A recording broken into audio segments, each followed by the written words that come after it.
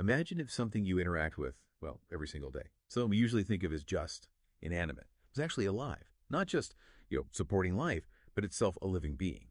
Today, we're embarking on a deep dive into exactly that. We're exploring the really quite astonishing work of Dr. Jeoraj Jain, particularly from his recent book. It's called Water-Bodied Living Beings, a marvelous discovery of the 21st century, plus some related research and commentary. Our mission really is to unpack these surprising claims, look at their ancient roots, but also the modern science side, and hopefully give you a shortcut to understanding what this could all mean for how we see the world, maybe even our daily habits. Let's get into it. Okay, so this fundamental idea, water as a living being, it's called apkaya in some ancient texts. This comes from ancient Jain scriptures. These texts apparently have this unique classification of life, listing 6 types: earth, water, fire, air, vegetables, and then mobile beings like us. Exactly. And this concept of jiv, which means living beings in Jainism, it isn't just some abstract philosophy. It really shapes a whole lifestyle. It's grounded in nonviolence, ahimsa. The thinking is, violence often starts when you're just unaware that something is alive. So recognizing these things, earth, water, fire as living, well, that's the basis for respecting them, for not harming them. Right. But, for a lot of us, that probably triggers an immediate question. You're likely thinking, hang on, science class told me water is just H2O. Yeah. And yeah, historically, modern science has been much stricter. I mean, plants only really got widely accepted as living relatively recently, right? Yeah. Mostly thanks to Jagdish Chandra Bose's work in the 20th century, showing they had sensitivity, consciousness even. Precisely. And that's what makes this so fascinating, this traditional Jain view of water, which, let's be honest, was mostly dismissed by science because, well, where's the DNA? Where's the RNA? But now it's actually under serious scientific investigation. Dr. Jain's work, especially, is presenting primary findings, evidence suggesting this ancient idea just might, find its place in science textbooks eventually. It's really pushing the boundaries of our definition of life. Okay, so if the usual definition relies on DNA and RNA, how do you even start to scientifically test if water is alive? That seems like the big hurdle. Dr. Jeoraj Jain and his team, including biologists, they apparently came at it from a totally different direction. Instead of looking for DNA, they asked, well, what does DNA do? What are the fundamental jobs, the functions that make something count as living? Like, what are the universal characteristics no matter the form? That's the key shift. And it led them to define 4 universal criteria for a living being. Criteria that should apply whether or not DNA or RNA are involved. First, the ability to exchange energy. That means having some kind of stable structure and metabolism. Second, the ability to remember and pass on information, basically memory. Third, a defense or sensitivity mechanism, something like a basic mind or consciousness reacting to the outside world. And fourth, a mechanism for the species to survive. So reproduction, or perhaps more broadly, revival. 4 criteria. Okay. Yeah. Energy, memory, sensitivity, survival. Derived from modern science. But here's where it gets really wild. These modern criteria, they show this wonderful correspondence, as the book puts it, with 4 ancient Jain concepts called sanjna, or like unlearned instincts. There's ahara, for food or energy, paya, for fear or sensitivity, maithuna, representing sex or reproduction, and parigraha, which lines up with accumulation or memory. It's uncanny. It really is. And it makes you wonder, doesn't it? If these ancient texts nailed these core principles so clearly, what else might be waiting there? If we properly bridge that traditional wisdom with modern scientific methods. It's also interesting that a big 2017 International Conference on Water did discuss 3 similar criteria structure: memory, consciousness. But Dr. Jain's research really pushed it by including that crucial 4th one, the survival trait, the revival aspect. That's quite distinct. Right, that 4th one feels key. Okay, so now the big test. Applying these 4 criteria directly to water. How on earth does simple H2O meet these complex requirements? Let's start with the first one, energy exchange and structure. How does water have structure and metabolism? Well, the theory isn't saying water molecules are just bumping around randomly. Not at all. It proposes they actually form highly ordered, self-assembled nanostructures. Think of things like hexagonal or pentagonal quantum crystals. These are described as stable, hollow, net-like spheres, or even nanotubes. Almost like tiny, intricate, living cages at the molecular level. Wow, okay. And not just random, but ordered structures, like microscopic building blocks assembling themselves. So how does that structure then, act alive? How does it exchange energy? Exactly. So in this model, when water absorbs air, specifically oxygen radicals interact with these nanostructures, this creates a kind of dynamic energy field. It's proposed as being similar to, breathing or metabolism in life forms we're more familiar with. It drives these subtle but constant changes, releasing and absorbing energy within the water's structure. And this structured environment is then called a Jivyoni. Within this theory, it's like a biological womb or conceiving structure, a place where a very basic form of life, what they term a transitory soul, could potentially descend and take in Ojahar, described as a kind of initial genetic food or nourishment. Okay, that's a very different picture of water. Moving on to memory and sensitivity. Yep. Now, water memory, that's famously controversial, isn't it? Especially with things like homeopathy. And Masaru Emoto's experiments with water crystals reacting to words or thoughts, and lots of skepticism there too. How does Dr. Jain's work fit in or address that? It absolutely addresses it. The memory aspect has been observed, as you say, most notably in homeopathy, where diluting a substance sequentially seems to increase its potency, which just baffles standard chemistry. This theory offers an explanation. It suggests impuritins get implanted in these water cells or structures. These aren't impurities like dirt, but more like informational imprints, specific energetic signatures, or perhaps structural patterns within the water's nanoclusters. This allows the water structure to essentially remember substances it's interacted with. Impuritins, interesting term, like an energetic signature.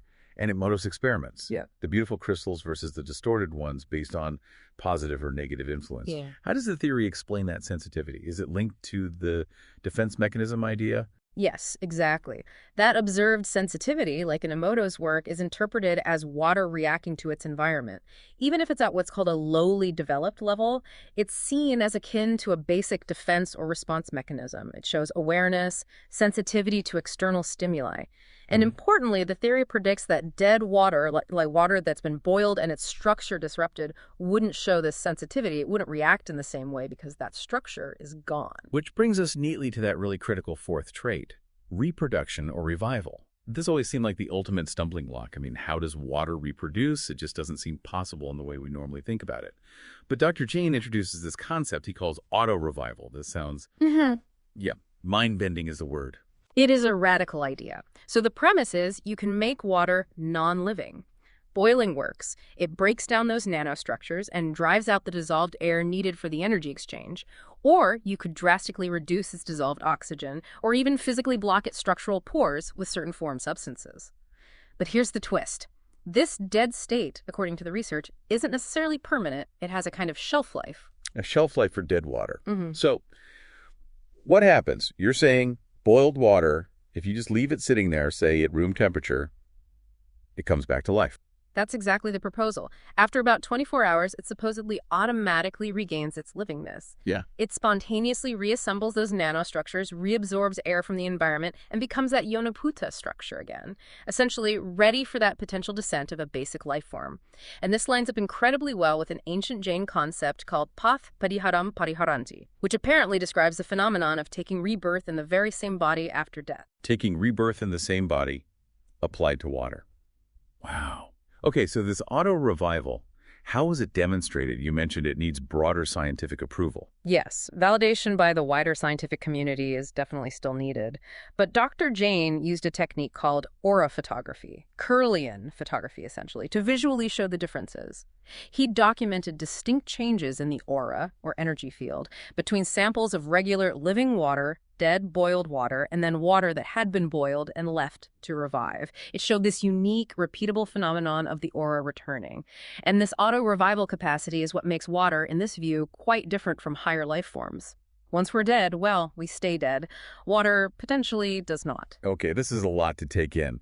Assuming these findings gain more traction, what does this all mean for us, for you listening? Right. In the real world, the implications seem potentially huge, from conservation right through to maybe health breakthroughs. They really are profound. Let's start with conservation. If water is scientifically understood or even just widely accepted as a living entity, it almost automatically fosters a sense of respect, a feeling of non-violence towards it. This resonates perfectly with those traditional Jain practices, like treating water like ghee, using it very carefully, very sparingly. That ethical shift, that understanding, could be an incredibly powerful motivator for global Save Water campaigns. Imagine if children grew up understanding water as alive. Frugality wouldn't be a chore, it would be an ingrained habit. Treating water like ghee. I like that image. It changes your perspective. And what about homeopathy? That whole mystery around dilution, increasing potency. Does this theory offer a clear mechanism? It offers a potential scientific basis, yes. That long-standing puzzle in homeopathy, how sequential dilution seems to make remedies stronger, which just flies in the face of conventional chemistry. This theory explains it through the memory and training of these water nanostructures, these water cells. The idea is they retain and amplify the informational imprint, and crucially, the theory predicts that dead water, water that's been boiled and its structure lost, cannot be potentized. It wouldn't work for homeopathic preparations. Okay, so potential explanations for conservation ethics and homeopathy. Right. What about direct health impacts? You mentioned concerns about tap water earlier. Right, that's a very practical concern. How safe is the water coming out of your tap? There was a survey, for instance, by IIT Dhanbad looking at major Indian cities. It found chloroform, a known carcinogen in city tap water, sometimes at levels 6 times the safe limit. Plus things like free radicals, which are implicated in damage to bones and tissues, potentially contributing to problems like osteoporosis. 6 times the limit. Yeah, that's worrying. So does Dr. Jain's research offer any solutions here, besides just, boiling water, which we now know might make it dead temporarily? It does, and it's remarkably simple and accessible. It's called Basmijal. It involves treating regular tap water with a small amount of cow dung ash, or CDA, just about 4 grams per liter. Cow dung ash. Really? What does that do? Sounds unusual, perhaps, but the results reported are striking. This treated water, the Basmijal, becomes optimally alkaline, typically reaching a pH between 8.2 and 8.5. It's reported to become free of that cancer-causing chloroform. It's also said to be cleared of harmful free radicals, which could help prevent that bone and tissue damage. And as a bonus, it apparently kills most common microbes too. So a simple, low-cost treatment using something readily available, especially in rural areas. That sounds like a much more decentralized and affordable approach than, say, those expensive water ionizing machines like Kangen machines, which you mentioned cost a fortune. Exactly. Those machines can cost over 2 lakh rupees. Cow dung ash is practically free in many places, so Basmijal offers this practical, eco-friendly method. It's accessible. And beyond the direct health benefits, using it kind of encourages that daily awareness of water, maybe even budgeting its use, fostering that respectful attitude we talked about. It connects ancient wisdom with a modern health need. Okay, so what we've really unpacked today, it seriously challenges our basic understanding of life itself, doesn't it? It opens up some pretty astonishing possibilities, all coming from this deep dive into ancient texts, combined with cutting-edge, albeit perhaps still developing, scientific research. It really does. And if you think a bigger picture for a moment, if this line of inquiry proves fruitful for water, could we eventually extend it? Could earth, fire, air also one day be understood scientifically as living entities, as the ancient Jains proposed? It opens up a huge field of questions. A truly mind-expanding thought. So we leave you with this provocative question. How might your own daily interaction with water change? Knowing that the water you drink, you use, you see, might actually be a living, breathing entity in its own right, one deserving of perhaps more respect, more careful conservation. What really stands out to you from everything we've discussed today? Thank you for joining us on this incredible deep dive. We really hope it sparks some new questions and maybe some fresh insights for you.